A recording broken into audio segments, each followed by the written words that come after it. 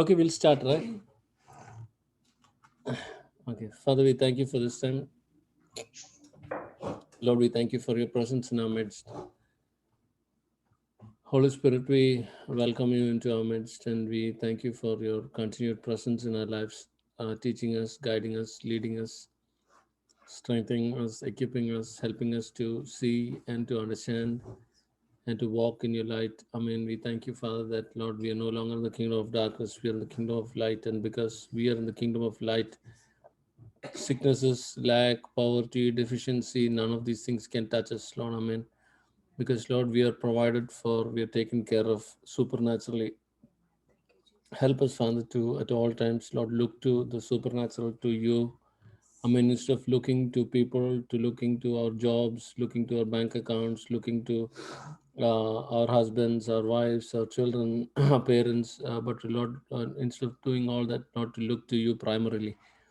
Help us, Lord, that we would have you as our primary source more than anything else. Father, even though we don't realize, Lord, at the end of the day, it is you who are supplying all our needs, even through our jobs and through everything else. Father, we thank you for your goodness and your mercy and your kindness, Lord, and in spite of our ignorance, you're still good to each one of us, and you're leading all of us from glory to glory and from strength to strength. We're so thankful to you for your presence, Lord. We wonder what we would do but for your presence. Father, we thank you that, Lord, we have you to lean on. I mean, we wonder how the people in the world, without knowing you, survive. We thank you, Lord. We give you glory and honor and praise. In Jesus' name we pray. Amen. It's a surprise, like often when I think about the people in the world as to how they live, you know, we knowing God personally, so much, sometimes find some faith challenging experiences coming across our path. And when we find that we are there, I wonder what the people of the world are like. It's actually scary. And I'm so glad that we know God as we do know God. We were talking about everything works together for. Okay.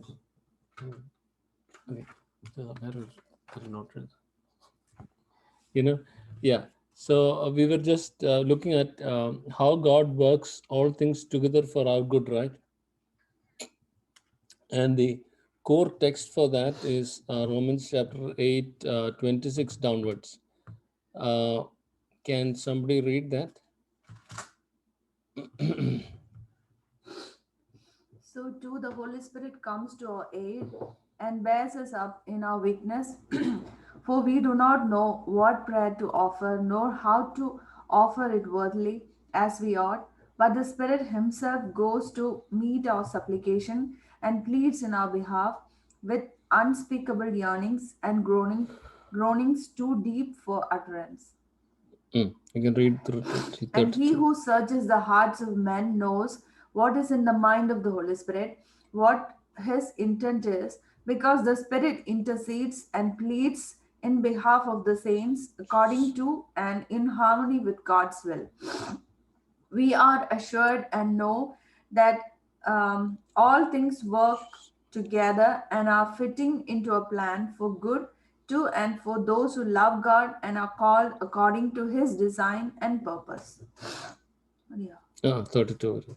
For those whom he foreknew, he also destined from the beginning to be molded into the image of his Son, that he might become the firstborn among many brethren. And those whom he thus foreordained, he also called, and those whom he called, he also justified, and those whom he justified, he also glorified. What then shall we say to all this? If God is for us, who can be against us?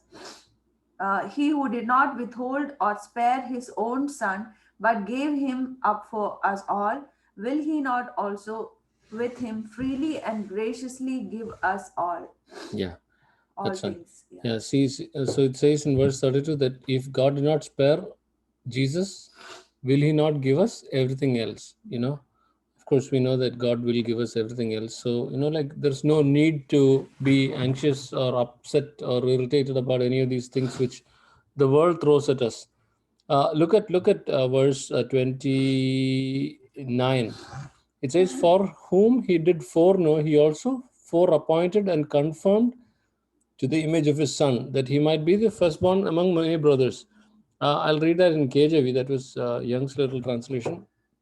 It says, whom he did foreknow, he also predestinated to be conformed to the image of his son. So, like as I was mentioning last week, what is the purpose of this life? You know, the purpose of this life is, at least two things that come to my mind straight away. One is to be conformed to the image of his son. Second is to be a light to people around us. Okay, these are the two reasons what I can straight away think of.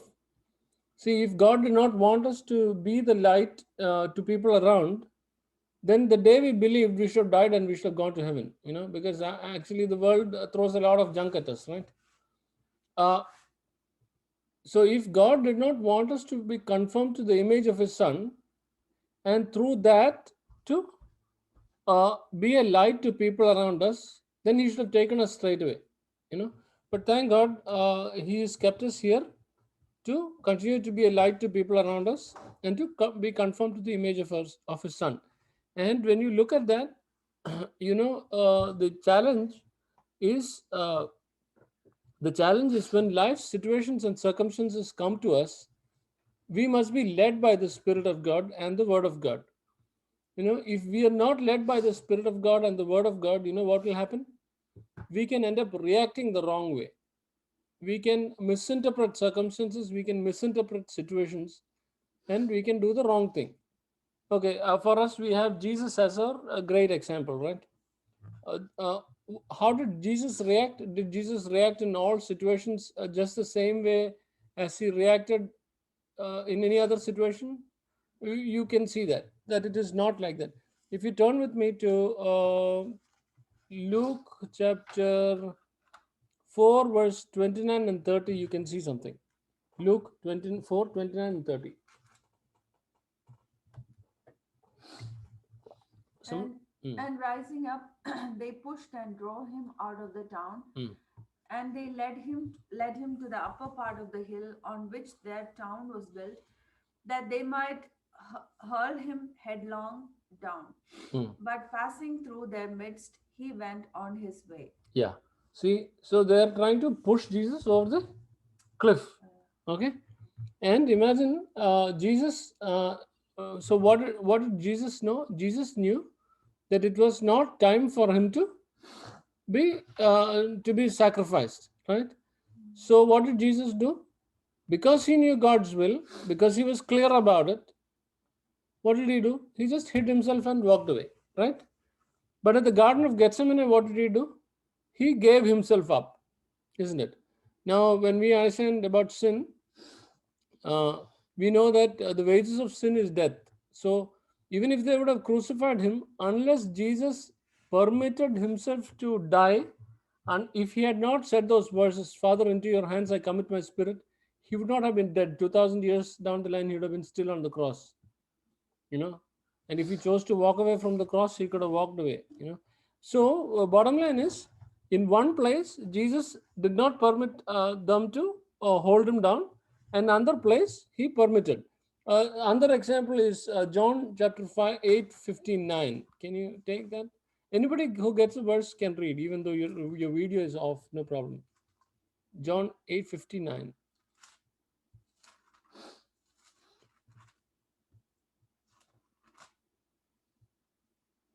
So they took up stones to throw at him, but Jesus, by mixing with the crowd, concealed himself and went out of the temple. Yeah, look at it. It says that. I think that that's amplified. There are some things which are added.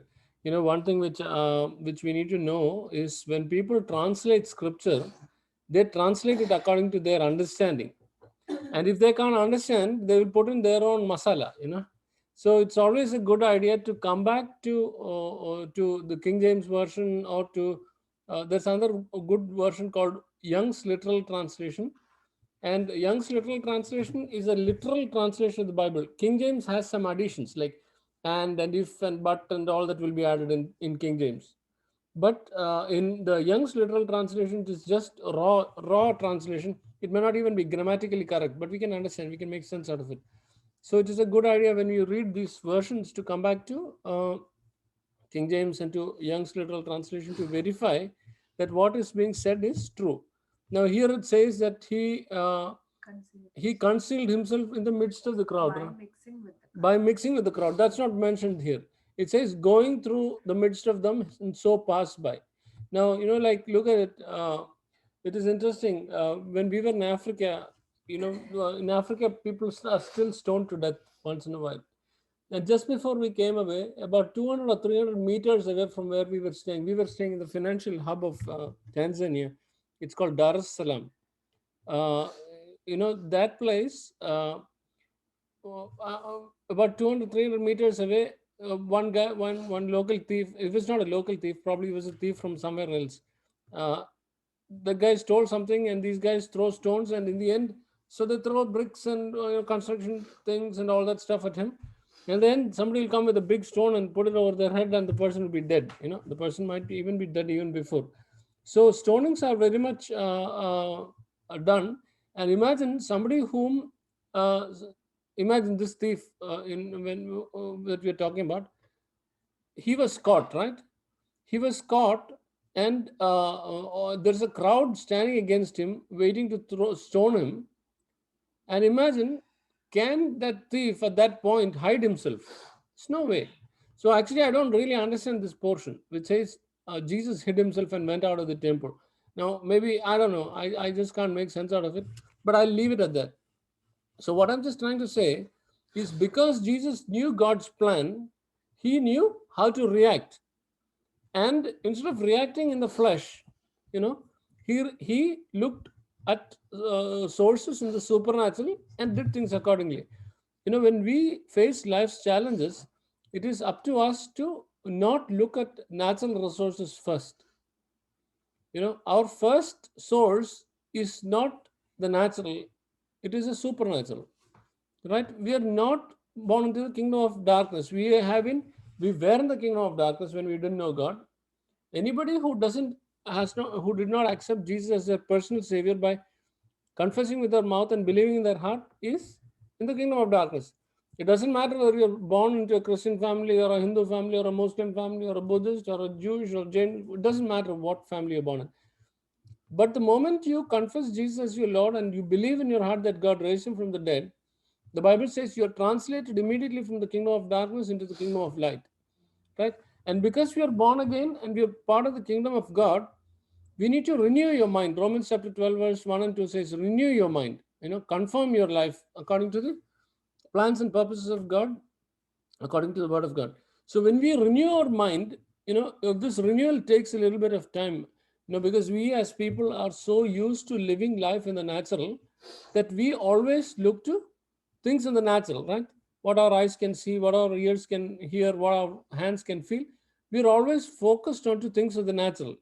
And because we are focused on the things of the natural, it is difficult for us, because the natural also offers some hope, some solutions, right? The natural offers a lot of solutions. But then when the natural is limited, our what do? We don't continue looking to the natural. Okay, looking at the natural can give us some solutions, but it'll add stress to you, right? But looking at the supernatural will take away all your stress, because the natural has a lot of limitations. Its resources are limited. People whom we know are limited. Our bank is limited. Our funds are limited. Their finances are limited. And of course, with this COVID nonsense going around, everybody knows even doctors are limited, right? There's no Superman anywhere. But praise God, we are not in the natural, you know. And God hasn't called us to live in the natural. And because God hasn't called us to live in the natural, we need to train our minds and our focus to look to the supernatural, so that we will be able to receive from the supernatural at all times. Imagine we have a far greater source than this world, right? See, okay, imagine imagine one guy owns the world, okay? What does he own? He only owns the world. He doesn't own Mars and Uranus and Pluto and the sun and the moon and the stars. But we have the one who owns the sun and the moon and the stars, including the earth, right? So whose resources are limited? God's resources are limited. And imagine God just spoke these things into existence, so he's got stuff more than what this universe can contain, right? So we need to train ourselves to look to things beyond. And when we train ourselves to look to things beyond, by understanding the word of God, by understanding the will of God, by understanding the will to be by being led by the Holy Spirit, what happens? We will slowly find that we are starting to be conformed to the image of his son, which verse 29 says, Romans 8:29. It says that you are called to be conformed to the image of his son. Okay, so when you are called to be conformed to the image of his son, isn't that a greater thing? It is. Because imagine Jesus, even at the when he was being caught at the Garden of Gethsemane, when they thought that they were catching him, actually Jesus was giving himself up. When they came to get him, he let himself go into their hands. When they came to catch him, what happened? He knew God's will, he knew God's plan, he knew God's purpose, and he let himself into God's hands. And then what happened? Who was behind them? Satan and his friends, right? And his demons. So, what is Satan's plan? To destroy God's plan and purpose. But imagine when Jesus understood God's plan and purpose and his will, and he was led by the Spirit.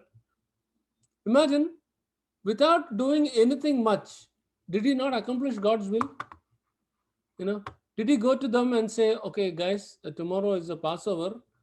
Today is the Passover. Just finished the lamb. Do you guys remember the prophecy? He didn't go to the high priest and all of those guys and tell them, listen, Isaiah 53 says, I must be beaten for your sicknesses. I must be crucified so that I can deliver you from sin. All that. He didn't say anything. And imagine, this is the most crucial plan of God since eternity, right? And to do that, Jesus did not have to discuss that with one person. When he spoke about it to some people, they didn't really understand. Did they understand? Even his own disciples did not understand. So the bottom line is, when Jesus trusted himself, was led by the Spirit, was led by the Word, he could accomplish God's plan and purpose with hardly any effort. They took care of it, isn't it? Huh? So that is a lot of consolation for us, that when we know God's will and God's plan and purpose, and when we walk according to His ways, God will make sure His plans and purposes are accomplished in our lives. It doesn't matter how hard it is. Hard, quote unquote. There's nothing hard for God. Is there anything too hard for me? God asks. You know. So like, let us be led by God on a daily basis. Let us be led by God on a moment by moment basis. And particularly we as God's children need to be constantly checking with the Holy Spirit. Lord, show me what to do. What is your plan? What is your purpose? And you know what will happen? Slowly, God's plan and purpose will be revealed. It doesn't get revealed overnight. It doesn't get revealed overnight because you and I will not have the capacity to handle it. We will probably just faint and die. Imagine if God would have told me long time ago. You know what? When I was if God told me when I was a child that you're going to go through, I'm going to let you go through cancer. Of course, it's not God's will, but because I had not learned from the word, as I mentioned earlier, I went through it. I'm going to let you go through cancer. I'm going to let your kidney be taken out. I'm going to let you. Okay, it's not God's plan. I'm just specifying that. I'm going to let you have a spine issue. I'm going to let you have a cholesterol issue. I'm going to let you have a liver issue. I'm going to let you have the beginning of arthritis. I'm going to let you have asthma. I'm going to let you have all this nonsense. And then I'm going to put you for many years, like out of a proper financial source. What would have happened? I would have said, thank you, Lord, I'll go do my own thing, right? So, God doesn't reveal a lot of things ahead in our lives. Okay? So, but as we are led by the Spirit, we will see that these very circumstances that can sink you will help you to override. Okay? Because we are led by the Spirit. Like I was just, thinking about this. We can always be victorious irrespective of what circumstances say, irrespective of what situations say. you know and because we are led by the Spirit of God, we can be assured that we'll be victorious at all times. We don't need to be worried that we are not going to be victorious at any point, simply because of the fact that God is with us, right? Because God is on our side, we will not be moved, we will not be shaken, right? Because God's victory is more than enough at all times. You know, we can just be relaxed, we can just be confident. When the circumstances and situations of the world come around to us and shake us and jolt us and say, hey, listen, you don't have enough money in your bank account, look at the symptoms in your body, look at that, look at this, what can we say? Because we know who we are in Christ, we can laugh at these things. Why? Because we are not looking at the natural. We are not looking at the doctors. We are not looking at the nurses. We are not looking at medical science. We are not looking at financial investments. We are not looking at.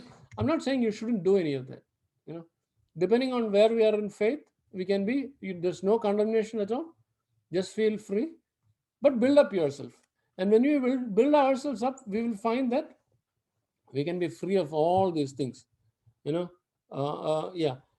So let me tell you this. Very often we think, okay, people only talk all these things, but we are really not seeing any of these things, right? But actually, the interesting thing is a lot of people are not talking about it. Spiritually strong people are not talking about it because some things are a daily occurrence for them.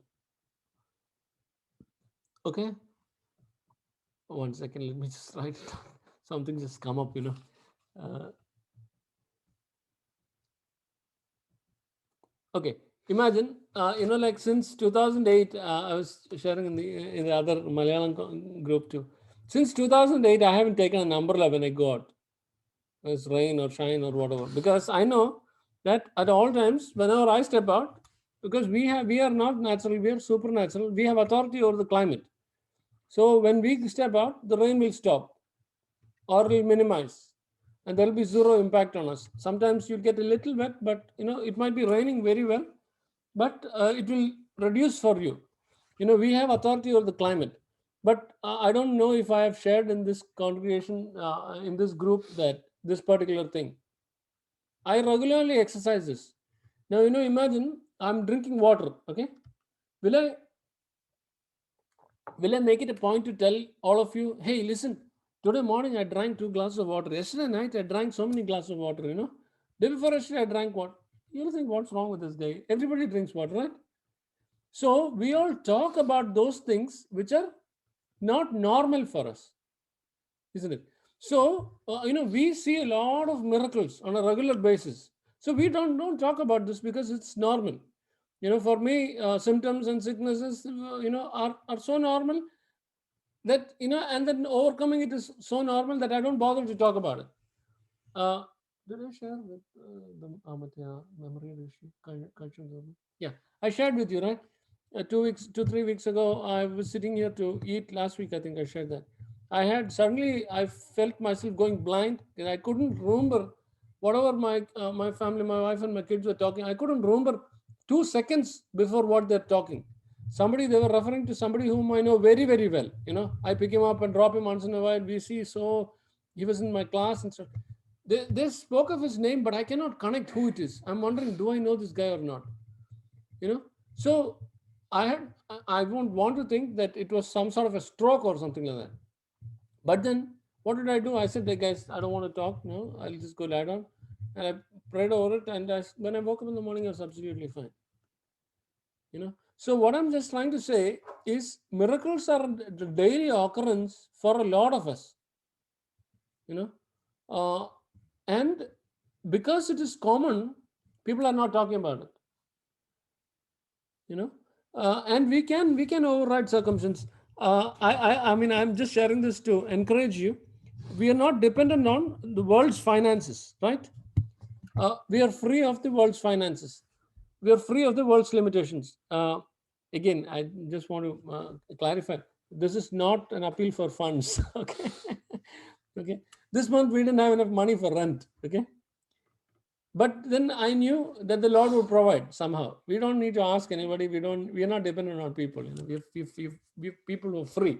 The Son has set you free, or free indeed.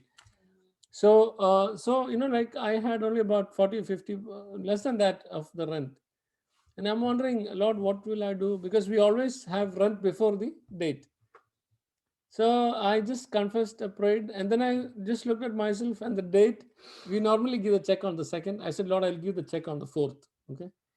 I just pushed it 2 days, and then I just checked, is my faith strong? And then I found that my faith was a little shaky, because this push into trusting God for finances aggressively is fairly new to me, because I was always trusting for healing. So like I trusted God, and I checked if I was shaky, and I found that I was a bit shaky. And then took some time to meditate on the fact that, like Romans 8:32 says, if God did not spare his only son from us but gave himself up for us, won't he give you everything else, right? So what is finances compared to taking away our sins? It's nothing, right? After all, we only need finances for this 40 68, I mean, for this 120 years, right? So eternity is more than finances. Eternity is more than health. And look at it this way: even if you have money, can you buy health? You can't buy health, right? You can only go to your doctor. So victory in health is a better victory than victory in finances, right? Because you can, for an emergency, you can always go and ask your friends, and your friends will be good enough to give you to. There's no problem. But you can't borrow health, can you? So victory in healing is way better than victory in finances, of course. So victory in healing is up there, victory in finances is lower. So if somebody is up there, you can always step down and push the same faith to this. So I did that. And then I said, and then the one thing that was coming up to my mind is, you will not see winds, or you will not see the rain, but water will flow. Okay. So what did I do? Yesterday it was fourth, so I went to my landlord's place with a check. Okay, not having the money in the account. I normally don't do that. I didn't tell him anything. I just gave him the check, and then I'm just talking. The guy had a fall. He had a break on his scaphoid bone, one of those bones inside with reverse blood flow. By the way, I broke mine. That's why I know the name. And it's very hard for that thing to heal. And if that scaphoid it is called scaphoid bone, that's right somewhere inside here. If that doesn't heal, you cannot grip. You cannot grip with power. Your grip will be very, very flimsy. There won't be any power on on this thumb. So just talking to him, sharing, prayed for him and all that. And then after some time, he was talking to me about, hey George, like my car, it's about 100,000 miles. Don't we need to change the timing belt? I said, yeah, you better change. He said something and all that. And then, he offered me to let me do it for him. That takes care of the rent. you know, I do a lot of work on cars. So what I'm just trying to say is, instead of looking to the natural, look at the supernatural. Your provision is guaranteed at all times. We don't need to know how. When we look at things of the world, that's when we are shaky. You know, circumstances will shake you up. Your eyes will shake you up. Your mind will shake you up, because the resources in the world are limited. But praise God, we have an unlimited resource in God, right? So we can aggressively seek God. We can, so as a child of God, what must we do at all times? Particularly, these are the days. I mean, it is not just these are the days. I mean, a Christian believer at all times must be led by the Spirit of God. And thank God that these days the outpouring of the Spirit is mighty. If you just lift up your hand, it is there upon you.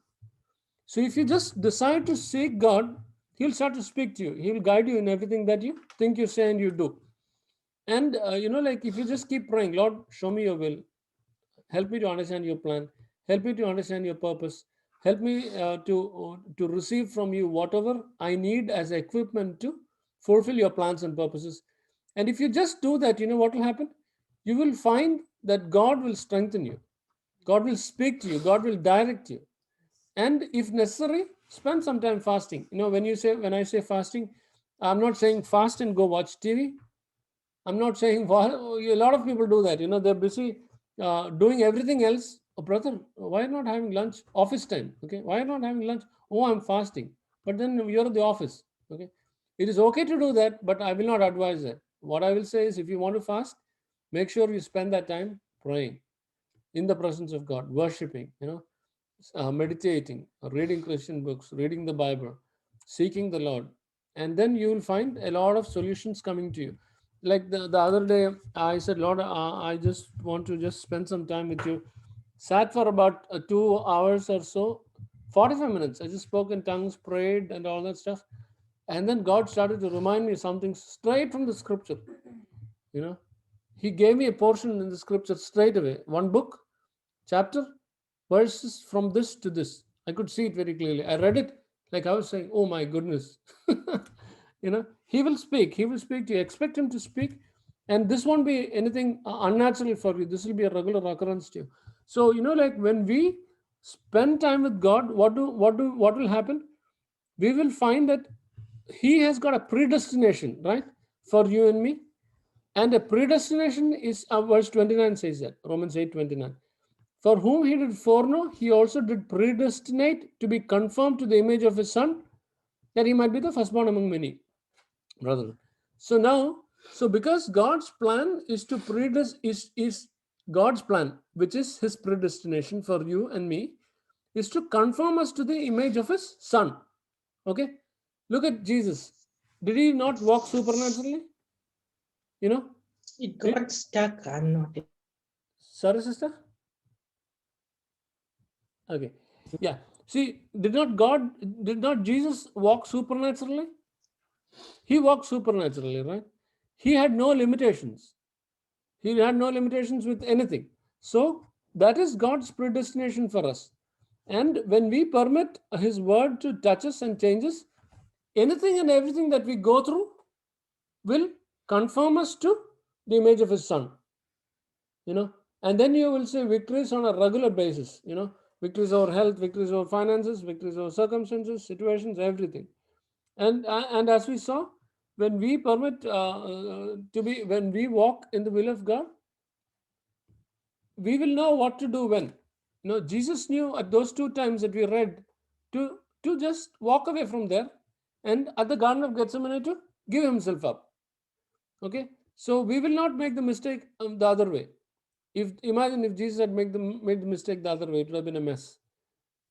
So like there are actually 4 things which we can look at. One is foreknowledge, another is predestination, and another is God's will, and another is our free will. Okay, what is free will? Free will is, I'm a free person, I live in a free country, so I can do anything freely as long as it doesn't infringe upon the freedom of another person, right? I am free to do anything. When I want to drink, I can drink. When I want to walk, can walk. When I want to jump, I can jump. When I want to dance, I can dance. When I want to go from point A to point B, because we live in a free country, we can go, right? God will never trample upon your free will, right? Who will trample on your free will? The devil will. So when we walk in God's paths according to His word, according to being led by the Spirit of God, what happens? His free will, God's will, and our free will intertwine, and we will go together, right? And imagine it is God's predestination for us to be conformed to the image of His Son, right? Now, Jesus did not live as God on the earth, right? Contrary to what a lot of people will preach and teach, that is Jesus. This is me. No, that is not Jesus. This is not me. Imagine we have the same mighty Holy Spirit residing on the inside, all of us. Anybody who's confessed Jesus as their Lord and who is believed that God raised him from the dead have the mighty Holy Spirit residing on the inside of us. So now, the moment we have the mighty Holy Spirit on the inside of us, we are just like Jesus. Okay. I think it's Luke 4, verse 1. Don't have to turn there. It talks about Jesus fasting for 40 days. Okay. And then it says that he was led by the Spirit into the wilderness. Okay. Now, and after that, you see that Jesus started to do signs and wonders and miracles. Right. So till the Holy Spirit came upon him, he couldn't do anything. He couldn't even make anything supernatural. So it's the same Holy Spirit that's on the inside of us. Those who speak in tongues, you know for sure that they are baptized in the Spirit. The others are also, many other people are also baptized in the Spirit, but you cannot be certain because they don't speak in tongues. The most valid sign of anybody being baptized in the Spirit is speaking in tongues. So speaking in tongues is not the baptism of the Spirit, but that's a symptom that you've been baptized. That's the most valid symptom that you've been baptized in the Spirit. So when Jesus lived, when he was baptized in the Spirit, just as we are. Okay, remember that it is just as we are. So we can do everything that Jesus did. That is why Jesus said, "If you'll believe in me, you'll do greater things." Right. So it says here in Romans 8:29, for whom he did foreknow, he also did predestinate to be conformed to the image of his son. And when we walk in God's plans and purposes, we will do those things which Jesus did and even things greater. Okay, look at this. So here is God's plan and purpose concerning you. Okay, so that is his predestination. Okay, it is God's predestination that everybody on the face of the earth come to heaven, right? That's what God has predestined. But does that happen? No, it doesn't happen. So he knows in his foreknowledge as to who all will get to heaven. Okay? But his foreknowledge does not force, because his foreknowledge is, he knows person A will get to heaven and person B will go to hell. Just because he knows this doesn't mean he will bring about circumstances so that person B goes to hell. He won't do that. Okay? So there your free will must act in accordance with God's will by reading the word and by understanding and by being led by the Spirit, and fulfill God's plans and purpose, and receive our predestination. A lot of people confuse this terribly. They say there are churches which teach this as a doctrine.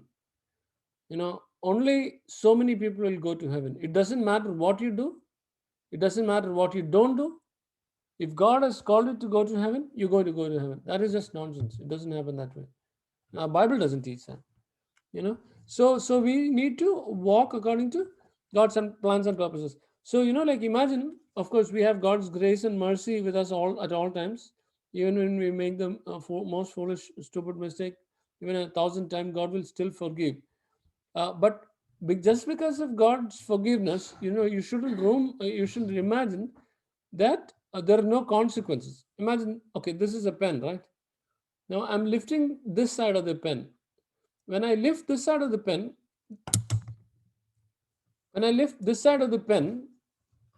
won't this side also rise? Won't there be movement on this side? Right? There is movement, right? So when we do something, or when we say anything, when we sow something, there is also reaping. Okay? Yeah, you can do the wrong thing and go down the wrong trail. You can ask God for forgiveness, and you can be delivered from that sin. But then remember, there are consequences. Okay?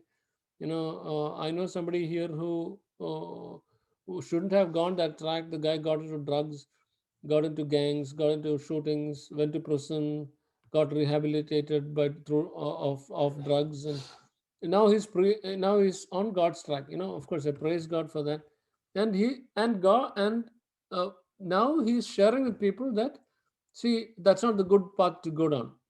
Okay, so that was never God's path for him to go in the first place. But he chose by his own free will to go down that track, came to his senses like the prodigal son in the pig pen, turned around to God, and God, being Almighty, used that circumstance for as a testimony. Right? So we when we permit God to forgive us and to cleanse us and reset us back on track with Him, He's good. He will use even everything for His glory and His grace. And so just remember that when circumstances of life come, don't be shaken. Look for God's supernatural solution. Of course, God has given us wisdom. When you have 10 rupees in your purse and you want to drink a juice, you can use that. Don't wait for God to put 10 rupees into your purse supernaturally, or to, you know, but of course, be dependent on God at all times. And when we go through all these things, even when we are foolish, and even when it is not God's will, either way we learn. I mean, those who are serious Christians will learn, right? Either through the word or through circumstances. When we learn, it'll change, it'll expand our vision, it'll expand our capability, it'll expand our testimony, it'll give us a personal experience with Jesus. you know so like, we can be confident of this, that everything that happens to us, to our lives, you don't need to be is not without his knowledge. It is with his knowledge, but not his plan necessarily. So we need to draw the line as to where we want to be, and God will help us to do the right thing. And as I mentioned earlier, we need to be sensitive to we need to be sensitive to seek God. You know, we need to be sensitive to God's plans, to God's purposes, and God will continuously God will continuously take care of us on a daily basis. you know so I think that's about what we have for today. Any questions? Any questions? Any thoughts? No. No, any questions? Okay. Who will pray? Sister Susama, will you pray? Yes, brother, I will Okay. pray. My Heavenly Father, thank you for this wonderful day, Lord Father God. Thank you, Lord. Thank you, Lord, for your presence in our midst, Lord Father God. Thank you for all your goodness in our lives. Thank you for the divine protection you are giving each and every day Yes. in our Amen. lives, Lord Amen. Father. Amen. Lord, thank you, Lord. Thank you, Lord. You are under blessing us with a new mercy and grace on each day, Lord. Thank you, Lord, for the words you had teach us, Lord Father God. Hallelujah. Lord, help us, our hearts to follow your ways, Lord Father God. Lord, help us to seek your kingdom and your righteousness first, Lord Father God, and everything will be added to you, Lord Father God. Lord, we are keeping Brother Sunil and family in your hands, Lord Father God. Thank you, Lord. Bless them abundantly, Lord. You are the Jehovah Jireh for the family, Lord, the Amen. Lord who provides, Lord. Thank you, Lord, for all your provision in their life, Lord. Amen. Lord, thank you, Lord. Anoint him, Lord Father God. Sunil, Lord, with your spiritual gift, give them this anointing to teach us, Lord Father God. Help us, Lord, to strong in faith, Lord Father. Thank you, Jesus. We praise you. Thank you, Lord. Thank you, Lord. We praise you, Lord Father God. Lord, we are praying for each and everyone joined in our family this meeting, Lord Father God. You know each and everyone heart desires, Lord Father God. Lord, fulfill all their heart desires, Lord Father God. Lord, bless them, Lord. Bless the family with joy and peace, Lord Father God. Those who are hearing this video through YouTube, Lord, bless them. It's a blessing for them, Lord. Help us to learn, Lord, only not the hearer of your word, Lord. Help us to the doer of your words, Lord Father God. Lord, help us, Lord. Help us, Lord. Holy Spirit, lead us each and every day, Lord Father God. Lord, give us the wisdom, hallelujah. We praise you, we worship you, Lord. Thank you for all your goodness, Lord. Thank you for all your goodness, Lord, in our life, Lord. We praise you, worship you. All the glory and praise belong to my Almighty Lord, Father God. In Jesus' mighty name, I ask and pray. Amen. Amen. Amen. Amen. Just one thing came to my mind. See, when you take water, how does water flow? Water flows through the point of least resistance, right? Isn't it? Imagine you pour water on a table, and if the table is a little bent, what is it going to do? It's going to flow downwards, right? Water always flows downwards. And imagine the table is bent and one side is like that, one side is lower. The water is not going to flow to the higher sides. It will always take the point of least resistance, right? It's the same with us too. When we understand that God's ways are better than our ways, when it really hits us, when we understand that God's plans are better than ours, when we understand that God can work all things together for our good, and that we don't need to be dependent on these things, you know what are we going to do? We're going to stick to God. God will automatically be our first. Because we don't realize this, what happens? We have to force ourselves to think that way. You see that? So we need to spend time with God and understand that His ways are better than ours, and then you'll automatically react every time according to His word. You'll always be seeking for God's plans and purposes. Okay, that just came to my mind, so just mentioning that. Okay, so have a great week. God bless you all. Thank you, Pastor. Thank you, Thank brother. you. Thank you, brother. Bye, Sulu. Welcome. God bless you. Bye. Sister Sunita, your testimony was a great testimony. Praise God. Yeah. We shared that in the Thank you. Malayalam session today. Ah, Okay. Thank you. God bless Thank you. you. Bye. Thank you.